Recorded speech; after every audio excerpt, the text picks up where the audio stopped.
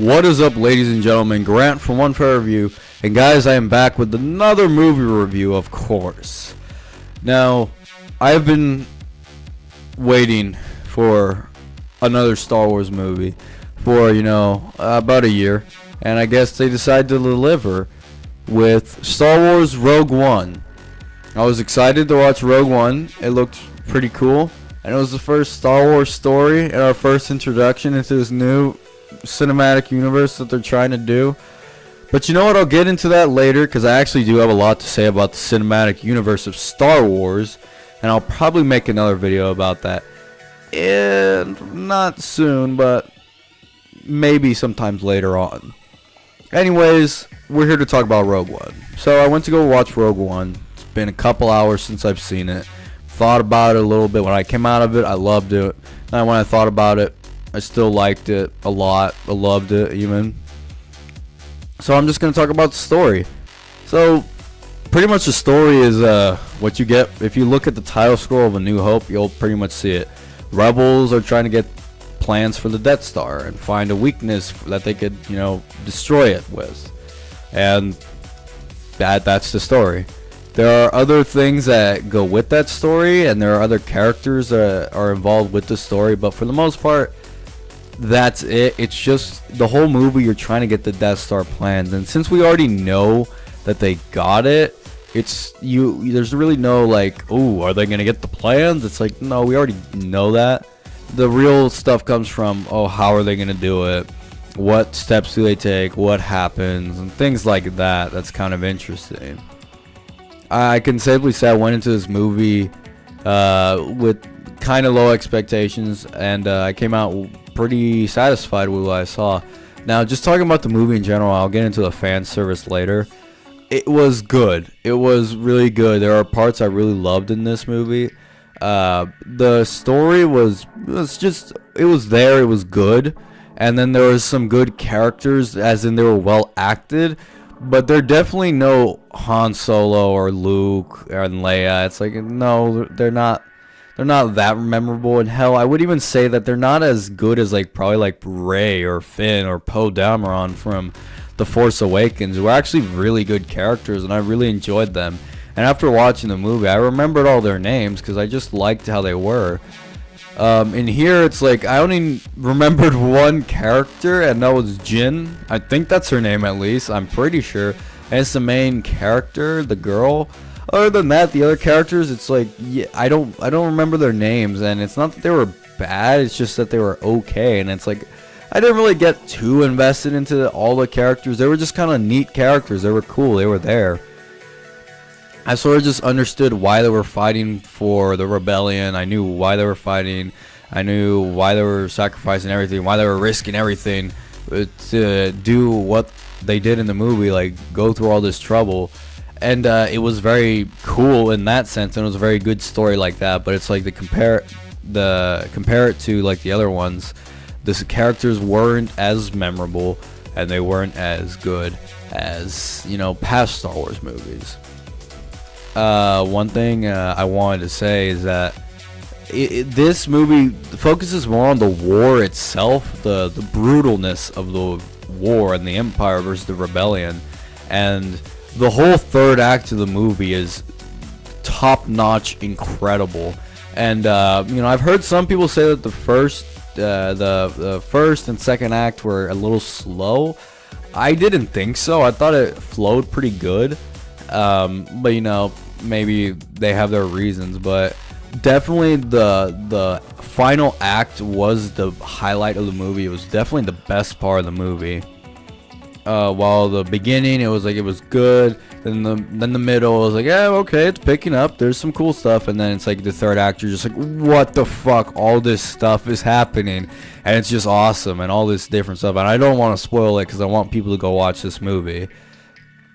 And the action was really good. There's plenty of action in this movie. This is not really like the other Star Wars movies where it's it takes some rest, it talks about story. No, there's a lot of action in this movie, plenty of action, and plenty of time for good storytelling. But if you want to come to this movie for action, it's got plenty of it. The special effects are incredible. I've said this before, models and practical effects look real. They look way more real than any bit of CGI that could be in any movie. Although I will say Rogue One has some of the best, or probably the best, human CGI I have ever seen in my life. And I don't want to spoil it now, but I will talk about it later on into the video. It just looks incredible, the CGI they were able to pull off, but I'll talk about that later. The fan service in the movie was really good too. Again, I can't really give away too much, but all I can say is that it was good in the way, like, just like this is right before A New Hope happens, and quite literally actually.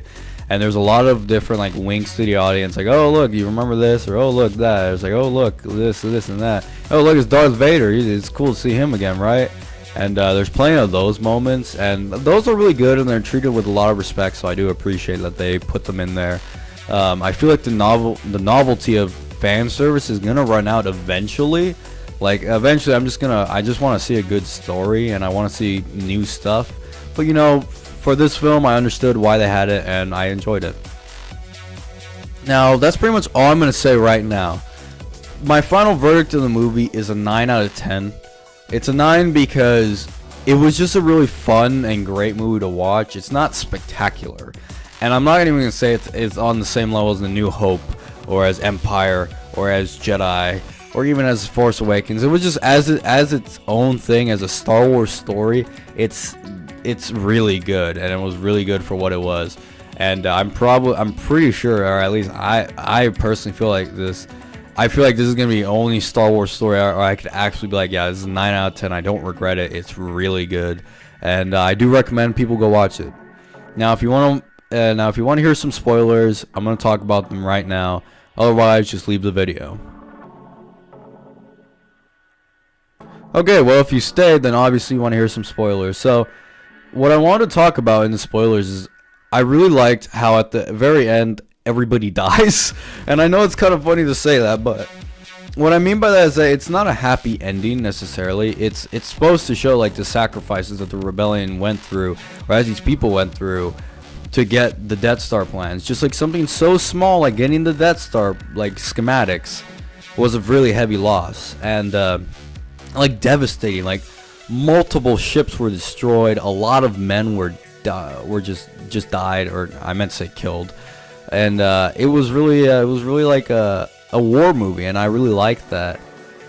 And stuff like that I thought was really interesting. I liked how they just ended it where it's like, yeah, everybody dies. Like no real happy ending right there. Just like the happy ending is Leia got the plans to the Death Star, and that was pretty cool. Now, what I mentioned earlier about the human CGI, they actually got Tarkin in this movie, Governor Tarkin, to appear in this movie. I know, right? Peter Cushing's dead. He died in 1994. He was in A New Hope, and you know, he died in 1994, and I guess like they just did this CGI to completely reconstruct him in the movie. And I gotta say that I don't know, like it just looks really, really good. The CGI looks really good. Now, I will say this, the human eye can detect when something is fake. And I could tell that he was not really there. I could tell that he was fake. And just by the way his mouth moved, like it just didn't look real. But it looked really good, if that makes sense. It looks like really, really good, but it still doesn't look real. So take that for what it is. But, you know, he was in the movie for like a few chunks, like a few scenes. They cut away from him a lot, and like they had a few angles to like show his back or maybe the side, so then it wasn't so obvious. But, you know, stuff like that kind of sticked out. It wasn't a nuisance, but, you know, it was just there. And I just like them paying tribute to his character, and it's really cool. I wish they did a little bit more with him. Maybe made him act more like how he did in A New Hope. But, you know, they did the best they could, I think. So that stuff is that. There was a lot of weird sort of Easter eggs or like fan service. Like Blue Milk made an appearance in this movie, and I just thought that was kind of odd. And even that one guy from the cantina that you see in A New Hope, like the two guys, like the one with the monster with the butt in his, like a butt mouth, and the one with like a pig nose.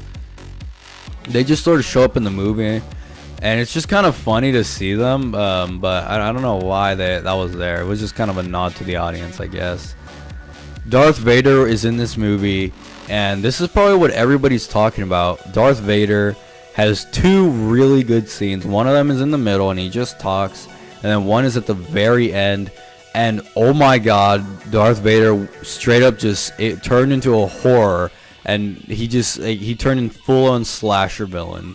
Just like, it was crazy. And honestly, if you didn't like the movie up until like the very end, like, it was pretty much worth it if you just saw Darth Vader like do the things that he did at the very end. It was unbelievable. As a fan, I freaked out.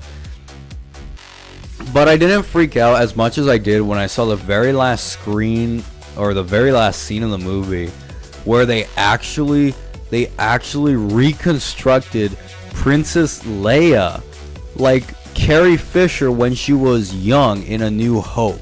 They completely reconstructed her in the movie, and she does say some words. She was in there for like, honestly, just a couple seconds, but to see her was amazing. And the thing is that unlike Tarkin, where you could tell he was fake, Leia looked straight up real. Like, she looked like she was really there. It blew my mind, the effects on that, and wow, I was really impressed.